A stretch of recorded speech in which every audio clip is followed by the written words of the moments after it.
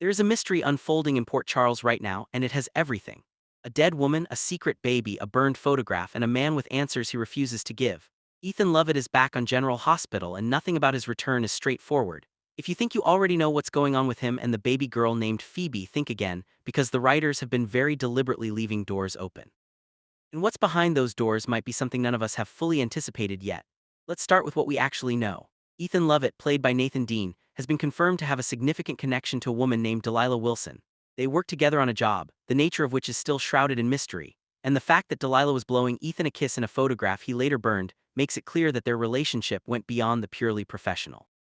There were feelings involved, there was closeness, and now Delilah is gone, a baby named Phoebe has been left behind, and Ethan is back in Port Charles carrying secrets that are eating him alive. Now here's where it gets genuinely fascinating. Almost every sign the show has put in front of us seems to be pointing toward Ethan being Phoebe's father. The timing, the emotional weight he carries around this child, his return to Port Charles, it all adds up on the surface. And a lot of fans have already locked in on that theory. But slow down, because General Hospital pulled back at the exact moment they could have confirmed it, and that is not an accident. In a pivotal scene where Ethan was speaking directly to Delilah's photograph, he referred to Phoebe as the baby. Not our baby, not my baby, the baby. That is a two-letter word that changes everything. Soap opera writers are meticulous about dialogue in moments like these. When a show wants to confirm paternity in a dramatic, emotional way, they give that character the line "our baby" or "my daughter," something that lands like a gut punch and sends the internet into a frenzy. They didn't do that, they neutral language. So what does it mean? It opens up a possibility that General Hospital is planting very carefully, that Ethan Lovett might not be Phoebe's biological father at all. Think about it. Delilah may have already been pregnant when she and Ethan first crossed paths on whatever dangerous job they were running together. She could have been carrying another man's child, possibly a man who posed a serious threat to her safety, and Ethan, developing feelings for Delilah and understanding the danger she was in, may have stepped in to help protect her. Not as the father of her child, but as someone who cared about her survival and wanted to shield her from whoever or whatever was hunting her down. That reading is supported by the voicemails Ethan left before he learned of Delilah's death. He wasn't asking about the baby. He wasn't expressing personal connection to a child he believed was his. He was focused entirely on logistics, on the agreement they had, on the fact that she hadn't shown up like planned. That is not the language of a father anxiously waiting for news about his child. That sounds much more like a partner in a mission, frustrated that the plan was falling apart. And then there's the scene with Brooke Lynn Quartermain and Harrison Chase that adds yet another layer. When Ethan asked them whether any family had come forward to claim Phoebe, that question reads very differently if he's not the father. He wasn't asking because he was waiting to step up. He may have been asking because he's terrified about who else might come looking for her. If the real father is someone dangerous, someone Delilah was running from, then Ethan would be desperately hoping that person never surfaces. His concern in that moment wasn't parental. It was protective in a different, more complicated way. Then there's the burned photograph. Ethan didn't keep it, he destroyed it.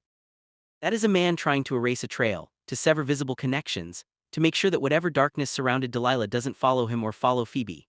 People burn photographs when the stakes are extraordinarily high, when the wrong person finding that image could have devastating consequences. There is something buried in this story that is far bigger and far darker than a simple paternity reveal, and General Hospital is taking its time pulling it apart. And let's not forget Delilah's wrist tattoo. The show has drawn attention to it, and it clearly carries meaning, but that meaning has not been explained yet. Tattoos like that in soap opera storytelling are almost always symbolic of allegiance, identity, or belonging. It could be a mark connected to an organization, a person, or a world that Delilah was part of before she ever met Ethan. That tattoo may be the key to unlocking who Phoebe's real father is, and by extension, what kind of threat that man represents to this child's future. Ethan Lovett is staying quiet for now. He is holding all of this in, carrying the weight of secrets that could blow Port Charles wide open when they finally come out. And they will come out. That's the nature of soap opera storytelling. The truth always finds the light eventually. The question isn't whether we'll get answers.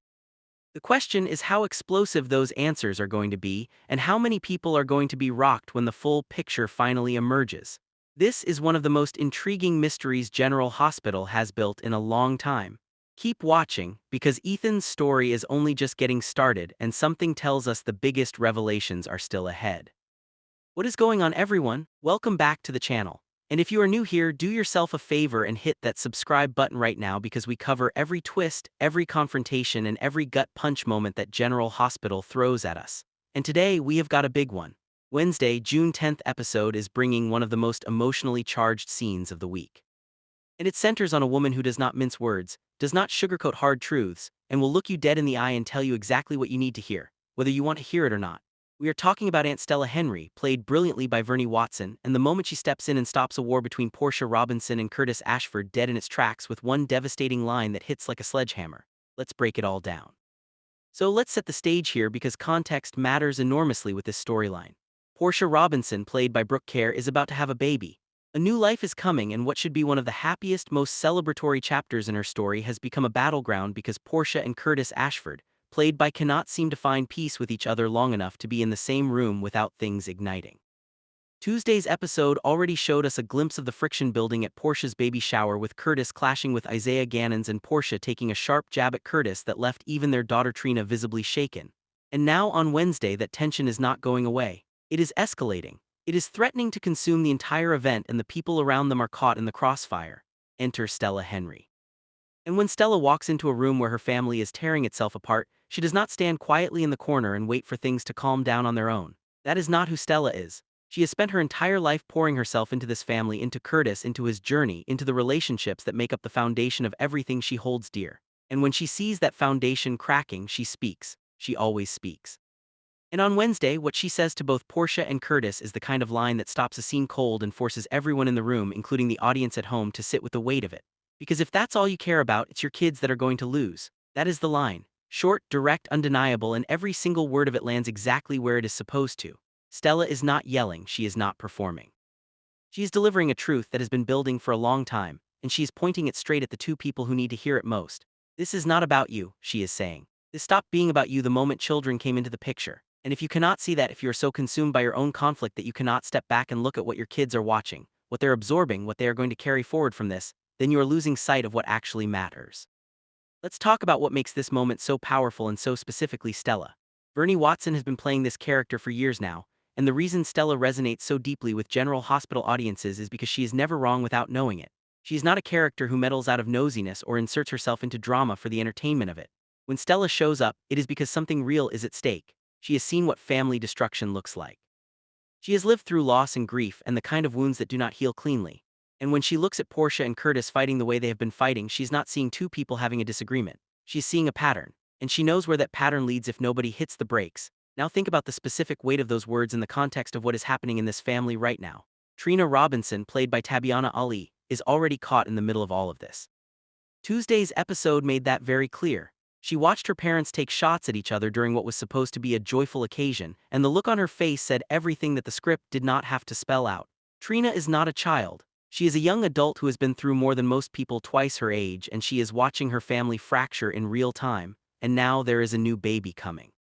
Another child who is going to enter this world and inherit whatever emotional landscape Portia and Curtis leave behind for them. That is what Stella is fighting for. That is what she's refusing to let slide. This is what General Hospital does better than almost any other show on television when it is operating at its peak.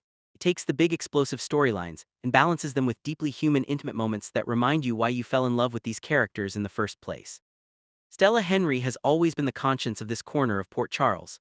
She has always been the one who sees the long game when everyone around her is caught up in the short one. And on Wednesday, June 10th, she's going to stand up in the middle of a baby shower and say the thing that nobody else has been willing to say. And if Portia and Curtis are smart, they will listen. If this storyline has you fired up, hit that like button and tell me in the comments. Do you think Portia and Curtis can actually repair things before this baby arrives? Or has too much been said and done already? And what did you think of Trina's reaction during Tuesday's episode? Drop it all below. Subscribe if you have not already, and I will see you in the next video. General Hospital is not slowing down this week. Stay locked in.